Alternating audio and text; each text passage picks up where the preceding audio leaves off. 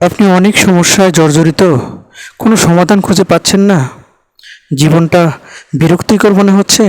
আপনি কি জানেন, এই পৃথিবীতে এমন একটি বাক্য আছে যা আপনার পাপ মুছে দেয়, রিজিক বাড়ায়, বিপদ দূর করে, এমনকি আল্লাহর আরশ কাঁপিয়ে দেয়।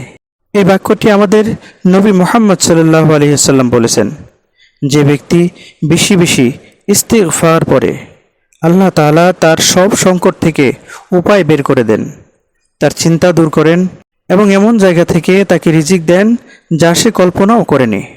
আবু দাউদ শরীফ। কোরআনে মহান আল্লাহ তাআলা বলেন, ওয়ামা কানাল্লাহু মুআযযিবাহুম ওয়া হুম ইস্তাগফিরুন।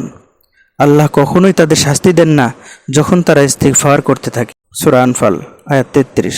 বাক্যটি হচ্ছে, আস্তাগফিরুল্লাহ, আমি আল্লাহর কাছে ক্ষমা চাই।